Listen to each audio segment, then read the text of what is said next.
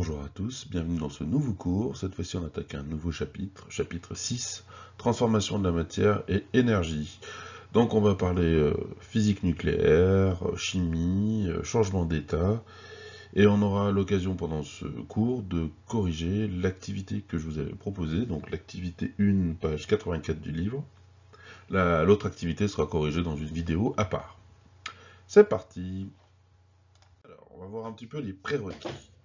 Donc, vous aviez vu au collège l'année dernière que, en fonction de la température et de la pression, la matière se trouve dans différents états que j'ai résumés dans ce graphique. Donc, on voit qu'on a quatre états, trois les plus courants, solide, liquide et gaz, et qu'il y a un mot qui désigne le passage d'un état à l'autre pour la matière. Alors, donc ça fait un paquet de mots, vaporisation, liquéfaction, sublimation, etc. Bon, si vous ne les savez pas, apprenez-les. Il existe un quatrième état de la matière qui s'appelle le plasma, qui est un état gazeux dans lequel on a arraché tout ou une partie des électrons des atomes ou des molécules du gaz. Bon, à ce niveau-là, on a plutôt des atomes. C'est un état qu'on trouve typiquement dans les étoiles ou qu'on arrive à fabriquer en laboratoire. On trouve assez rarement des plasmas à l'état naturel stable, en dehors des exemples précédemment cités. Bien, ok, donc ça c'est ce qu'on a vu. Voilà, on va le réutiliser un petit peu pendant ce cours. Vous connaissez aussi que lorsqu'on mélange certaines espèces chimiques, il peut se produire ce qu'on appelle des réactions chimiques. Alors une réaction chimique, c'est simplement que quand on mélange des espèces chimiques entre elles, elles vont réagir, c'est-à-dire qu'elles vont se combiner différemment et faire de nouvelles choses en consommant ce qu'il y avait au départ. Donc on change des choses. Ça c'est une réaction chimique. Enfin, petit point technique, ce qu'on appelle énergie en science a quelque chose de... Comment dire, la définition est un petit peu particulière. L'énergie, la meilleure définition qu'on puisse en donner, c'est que c'est une quantité mathématique, c'est-à-dire une quantité qu'on va définir pour un objet, et qu'on va pouvoir calculer, et qui a une seule propriété, mais qui est super importante, elle est conservée. L'énergie, c'est une quantité mathématique qu'on peut calculer pour un objet, et qui a la propriété d'être tout le temps la même, qui vaut toujours la même valeur. Si un objet ne peut pas faire disparaître ou faire apparaître de l'énergie, soit il l'échange avec son environnement pour en gagner ou pour en perdre, mais il ne peut pas la faire disparaître, la consommer vraiment en fait. Donc en science, ça a une définition très précise. Dans le langage courant, l'énergie c'est beaucoup plus varié et parfois assez loin de la définition originale. Donc l'énergie, juste on retient, c'est une quantité mathématique, une quantité qui se calcule et qui est conservée. Et en général, le jeu du physicien, du chercheur, ça va être de chercher où va l'énergie et comment elle se transforme. Bon, alors la matière, transformation de la matière. La matière est constituée d'atomes, ça normalement, je vous apprends rien.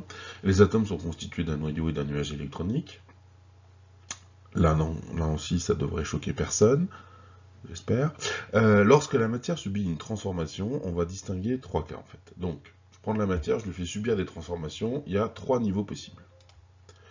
Le niveau le plus petite échelle, échelle subatomique, on est au niveau de la taille du noyau.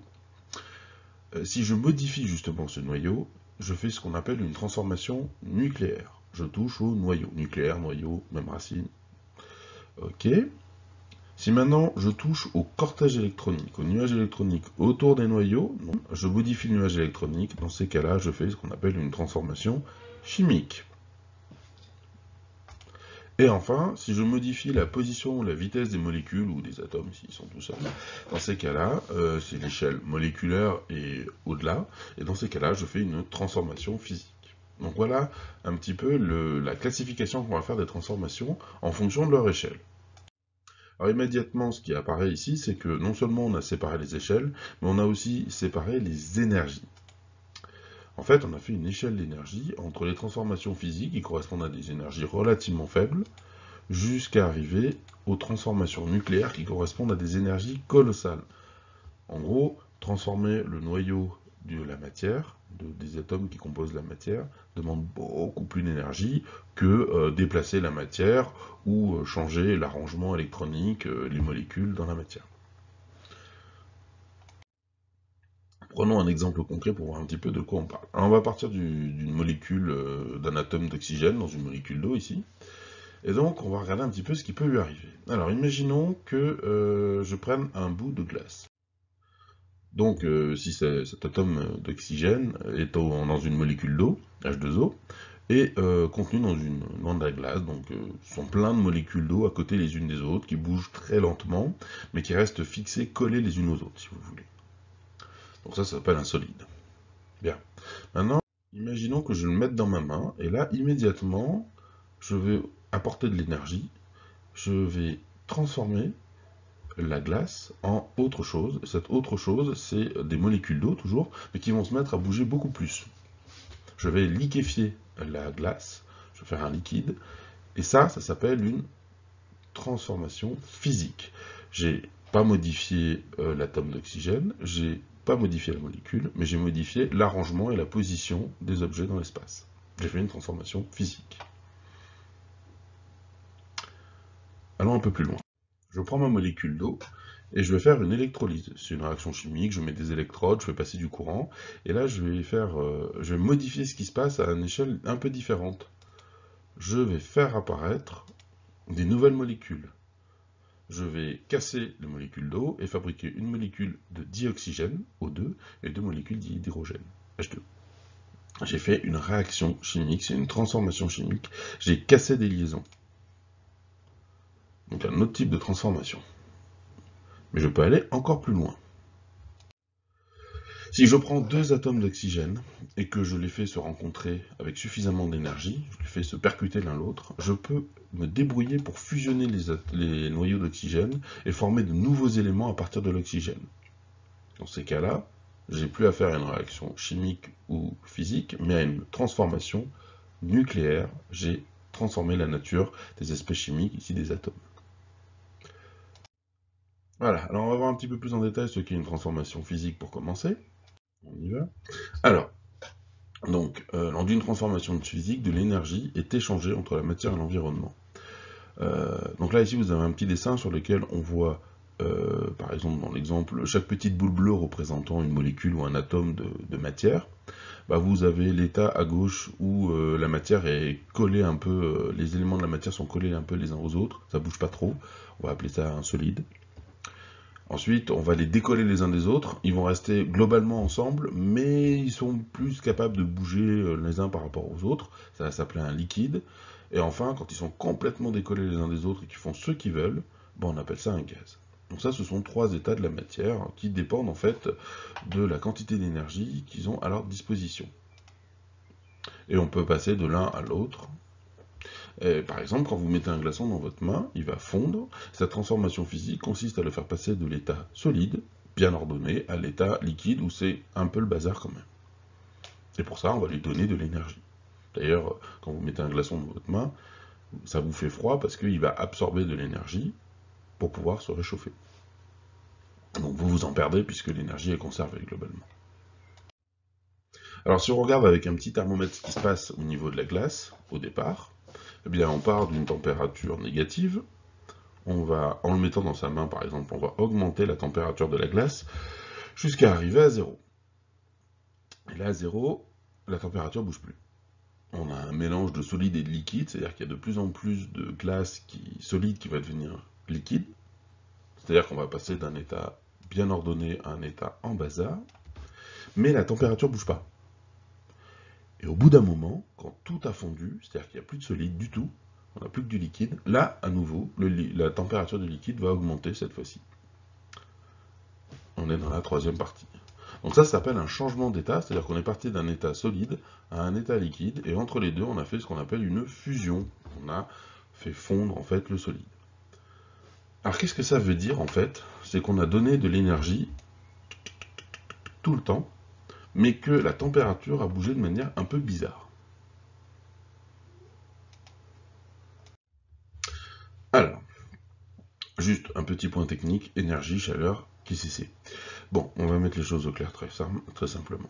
Si vous prenez deux objets à des températures différentes, et que vous les mettez en contact, à côté l'un de l'autre ou au contact physique, ils se touchent, ils vont échanger immédiatement de l'énergie, c'est comme ça. À tous les coups, ça marche. Celui qui est le plus froid va se réchauffer, celui qui est le plus chaud va se refroidir. Ils vont échanger de l'énergie entre deux, de manière à ce que les deux arrivent à une température moyenne entre leurs deux températures à eux. Le plus chaud va se refroidir, le plus froid va se réchauffer. Cet échange d'énergie est lié donc à la température et se nomme échange d'énergie thermique, qu'on appelle aussi couramment chaleur. Alors attention, dans le langage courant, chaleur, des fois ça veut dire à peu près température. Là, ici, en science, ce qu'on appelle chaleur, c'est énergie thermique. C'est de l'énergie qui est échangée parce qu'on n'a pas la même température. Quand vous mettez un glaçon dans votre main, votre glaçon, il est à une température négative, votre main, elle est à, je sais pas moi, 30 degrés, mettons, à surface. Vous allez donc avoir deux objets en contact à des températures différentes, ils vont échanger de l'énergie.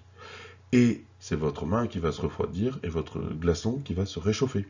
Jamais le contraire. Si vous touchez un glaçon, il ne va pas se mettre à devenir plus froid et votre main plus chaude. C'est pas comme ça que ça marche. Le sens dans lequel l'énergie est échangée est fixé. Bien. Et donc, à quoi correspond la chaleur, l'énergie thermique? En fait, si vous regardez avec un microscope très puissant, vous allez voir qu'à l'échelle microscopique, les molécules, par exemple d'eau du glaçon, quand il va se réchauffer, elles vont bouger de plus en plus fort. Alors elles restent sous forme solide au début, mais elles vont bouger, vibrer autour de leur position de plus en plus fort. Pour un liquide, elles vont aller de plus en plus loin, de plus en plus vite. Plus on chauffe un objet au niveau microscopique, plus les éléments qui le composent vont vite et vont se déplacer beaucoup. De manière désordonnée, hein. Si vous mettez un glaçon à chauffer dans votre main, il ne va pas sauter de votre main, sauf si vous le faites tomber. Mais par contre, à l'échelle microscopique, ça va bouger de plus en plus.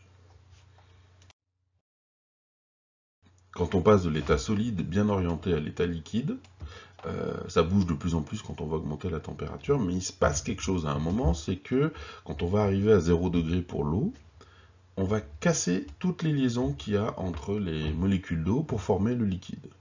Le liquide, il n'y a quasiment plus de liaison entre les molécules d'eau, elles sont juste un peu attirées les unes aux autres, mais elles sont plus bloquées dans l'espace comme avant. Et il faut beaucoup d'énergie pour casser toutes ces petites liaisons entre toutes les molécules d'eau. Et toute cette énergie-là, c'est ce qu'on appelle la chaleur latente, c'est-à-dire de l'énergie qu'il va falloir fournir à l'eau à 0 degré solide pour devenir liquide. On a exactement le même phénomène un peu plus tard, quand on va vouloir passer de liquide à gaz, où là il va falloir qu'on casse toutes les liaisons qui font que le liquide reste, les molécules du liquide restent collées les unes aux autres, pour former un gaz où elles sont plus du tout collées les unes aux autres et elles se baladent n'importe où. Et ça s'appelle aussi une chaleur latente, cette fois-ci c'est pour la vaporisation. Alors, on a trois états de la matière, solide, liquide et gaz, et on a un désordre de plus en plus important, du mouvement de plus en plus important, en passant de l'un à l'autre. Pour passer de solide à liquide ou de liquide à gaz, il faut qu'on casse des liaisons entre les atomes, les constituants de la matière. Donc il en a besoin d'énergie. Donc ces transformations vont demander de l'énergie à l'environnement. On va absorber de l'énergie prise au niveau de l'environnement. On appelle ces réactions des réactions endothermiques. Au contraire, quand on va reformer ces liaisons, on va libérer de l'énergie, et ça s'appelle une réaction exothermique. Endothermique, j'absorbe de l'énergie de mon environnement. Exothermique, je libère de l'énergie dans mon environnement. Alors, si par exemple vous avez un gaz qui devient à nouveau liquide, il va libérer de l'énergie.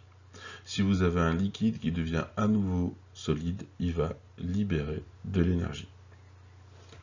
Donc les choses se passent de manière symétrique et dans les deux sens. Bien, on va regarder maintenant les transformations chimiques. Bien, énergie et transformation chimique. Une transformation chimique, c'est une réaction entre des espèces chimiques initialement présentes, qu'on va appeler les réactifs, qui vont former de nouvelles espèces chimiques, qu'on va appeler des produits. Alors habituellement, on a ça de la manière suivante, on fait l'ensemble des réactifs qu'on va additionner, d'où le signe plus, on va les ajouter ensemble, qui vont former, avec une flèche, une transformation, pour obtenir des nouvelles espèces chimiques qu'on va appeler les produits. Ici, on a mis au-dessus de la flèche le nom de la réaction, on a affaire à une combustion ici. En général, on a affaire à une combustion quand on a quelque chose qui réagit avec du dioxygène et qu'on a dû mettre une flamme pour démarrer la réaction. Effectivement, si vous prenez un morceau de carbone et que vous le mettez dans l'oxygène, il peut spontanément s'enflammer, mais ça peut prendre un petit peu de temps. Par contre, si vous apportez un peu d'énergie avec une flamme, vous pouvez démarrer une combustion assez facilement et à coup sûr. Alors, une équation chimique comme ça veut dire quoi? Ça veut dire que si je prends un atome de carbone et que je le combine avec une molécule de dioxygène, je vais obtenir immédiatement une molécule de CO2, de dioxyde de carbone.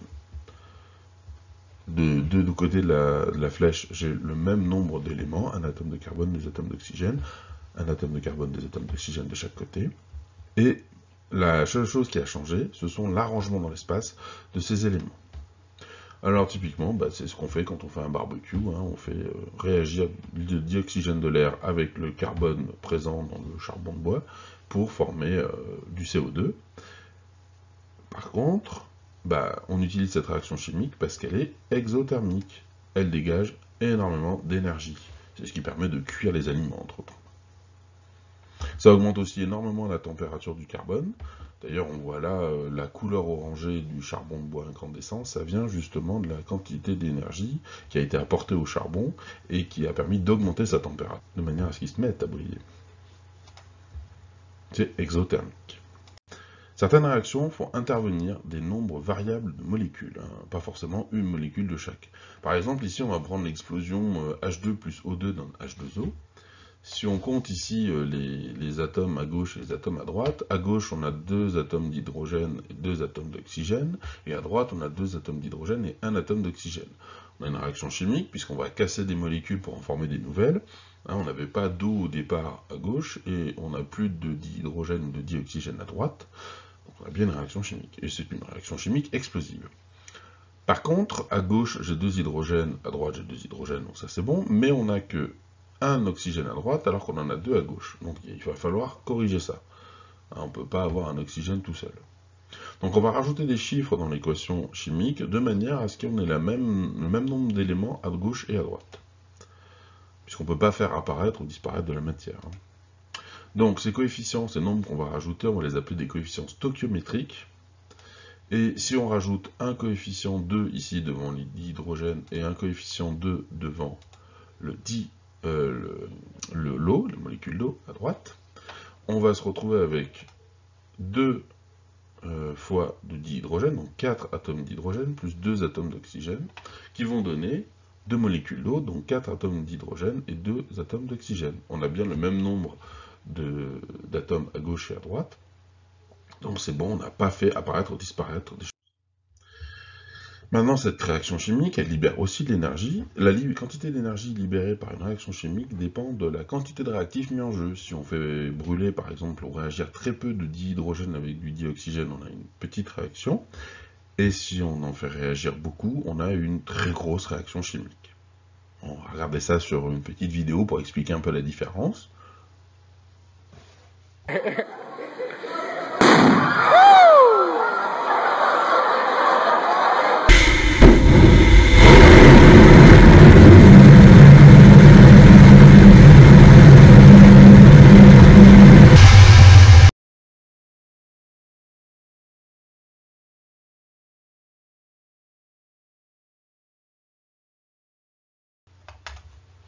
La plupart des réactions chimiques libèrent de l'énergie, elles sont donc exothermiques, et il en existe quelques-unes qui sont plutôt rares, qui en absorbent, qui sont endothermiques. Par exemple, c'est les réactions chimiques qui sont utilisées pour fabriquer des poches de froid où on les malaxe et elles deviennent de plus en plus froides. Elles absorbent de l'énergie au fur et à mesure de la réaction chimique. Elles ont des réactions endothermiques. Bien, on va passer au dernier point, les transformations nucléaires. Alors, lors d'une transformation nucléaire, de l'énergie, beaucoup d'énergie est échangée avec l'environnement. Alors, la particularité de la réaction nucléaire, c'est qu'elle va toucher au noyau, elle va changer les noyaux. Si on change les noyaux, on change la nature des espèces chimiques. Donc, par exemple, on a un petit schéma ici qui représente le type de réaction qu'on peut trouver dans la nature. Eh bien, les réactions nucléaires, on va partir de noyaux, par exemple, très légers, comme le noyau d'hydrogène ou d'hélium, et on va les transformer au cours d'une réaction nucléaire pour former des éléments plus lourds. L'hydrogène va se transformer en hélium, l'hélium va se transformer en carbone, et ainsi de suite. Ça s'appelle des réactions de fusion. On a une autre famille de réactions nucléaires qui existe aussi, qui sont les réactions de fission. Dans ces cas, ce sont des gros atomes, des atomes avec beaucoup de protons ou de neutrons dedans, qui vont se casser. Les noyaux vont se casser pour former d'autres éléments. L'uranium peut donner du plomb, etc., etc. On observe cependant que dans ces espèces de cascades de fabrication ou de destruction d'atomes, il existe un élément, un atome qui est particulièrement stable, un noyau qui est particulièrement stable. C'est le noyau de fer. Et d'ailleurs, ça joue un rôle assez important dans les étoiles, le fer, puisque c'est celui qui va arrêter en fait les réactions de fusion naturellement, c'est-à-dire de manière exothermique. Les réactions chimiques, les réactions nucléaires qui vont avoir lieu vont aller jusqu'à la fabrication de fer. Le fer étant l'élément le noyau le plus stable de l'univers. Bien, alors ces réactions sont naturelles en fait, on les trouve dans la nature, elles ont lieu sans qu'on intervienne. Les réactions de fusion, on les connaît assez bien en fait, on a une centrale nucléaire de fusion au-dessus de la tête tous les jours, ça s'appelle le Soleil. Donc le Soleil c'est en fait une immense boule de gaz d'hydrogène en fusion, et dans notre Soleil à l'heure actuelle, l'hydrogène est brûlé pour former de l'hélium et dégager des quantités d'énergie absolument colossales, faire de la lumière, etc. etc. Alors actuellement, il existe des tas de projets scientifiques qui visent à utiliser la fusion pour fabriquer, pour transformer de l'énergie en fait, et fournir de l'énergie dans les villes, etc. Donc les réacteurs à fusion sont pour l'instant des systèmes qui sont capables de fonctionner pendant quelques secondes et de fournir un petit peu d'énergie. Si ça marchait, ça permettrait de remplacer les centrales nucléaires. Malheureusement, pour l'instant, cette technologie n'est pas maîtrisée suffisamment bien pour pouvoir les faire fonctionner pendant plus de quelques secondes. La fusion, ça permet de libérer de l'énergie pour faire après ce qu'on veut. Il existe un autre moyen d'utiliser les transformations nucléaires pour libérer de l'énergie. Ce sont les centrales nucléaires. Dans les centrales nucléaires, on va faire réagir ensemble des matériaux avec des gros noyaux qui vont se casser et libérer de l'énergie qu'on va utiliser pour chauffer de l'eau et fabriquer de l'électricité. Donc ce sont des centrales à fission. Pour l'instant, c'est le seul type de centrale nucléaire qu'on est capable de développer industriellement. Voilà, bon, on va faire un petit bilan maintenant sur les différentes transformations qu'on a vues dans ce cours. Donc, voilà un petit tableau pour récapituler ce qui se passe. Alors on va prendre le cas de la transformation physique. Donc une transformation physique change l'organisation de la matière. On va modifier la manière dont la matière est organisée, c'est-à-dire où sont les différents éléments de la matière au niveau microscopique. Par contre, on ne va pas toucher à la nature des espèces chimiques, c'est-à-dire que si par exemple vous avez de l'oxygène au début, vous aurez toujours de l'oxygène à la fin. On ne va pas toucher à la nature des atomes, on ne va pas toucher à la masse de l'ensemble, et l'énergie est conservée.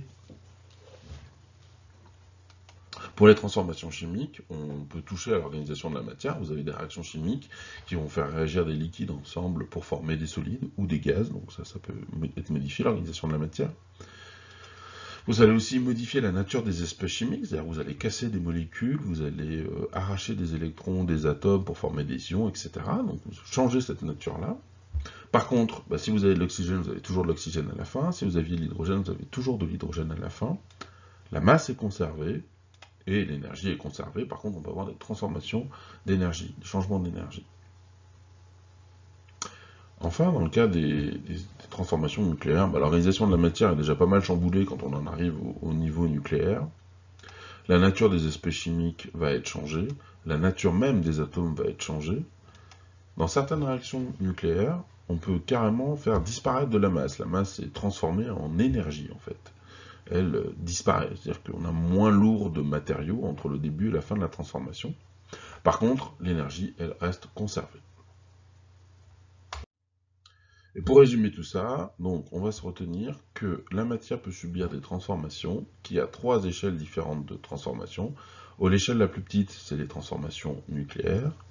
À l'échelle intermédiaire, des transformations chimiques. Et à grande échelle, l'échelle des molécules les plus grandes, ce sont les transformations physiques. Que l'énergie est parfois échangée sous forme de chaleur, on parle aussi d'énergie thermique, et que les transformations que subit la matière peuvent être des transformations exothermiques. Dans ces cas-là, elle va échanger, elle va donner de l'énergie à l'extérieur, à l'environnement, ou endothermiques, elle va les absorber. Ce principe-là est à la base du fonctionnement de beaucoup de systèmes. Donc normalement, je vous ai donné au cours de ce cours la réponse aux questions de l'activité 1, page 84. Néanmoins, donc, quand il s'agit de classer les particules de la plus petite à la plus grande, la plus petite particule qu'on va avoir donc, dans la matière, c'est l'atome, le noyau, pardon. La plus petite particule qu'on va avoir dans la matière, c'est le noyau, puis l'atome, puis enfin la molécule, qui est le plus gros système qu'on puisse avoir au niveau de la matière. Ensuite, si on transforme un atome d'uranium en atome de plutonium, on a donc une transformation nucléaire, on a changé la nature de la matière. Si on transforme une molécule de dioxygène liquide en molécule de dioxygène mais gazeux, on a transformé non pas la molécule mais l'organisation de la matière, donc on a bien une transformation physique. Et enfin, si on fait réagir une molécule de CH4, de méthane avec du dioxygène pour former du dioxyde de carbone et de l'eau, là on a réarrangé les atomes dans les molécules, on a fabriqué de nouvelles espèces chimiques, on a donc une réaction chimique. Et donc, toute l'alchimie, c'est-à-dire la chimie, le précurseur de la chimie qui était développé entre l'Antiquité et le Moyen-Âge, et qui visait par exemple à transformer le plomb en or ou à faire certaines transmutations comme ça, ce sont des recherches qui sont vouées à l'échec, car chimiquement, on ne peut pas transformer la nature des espèces.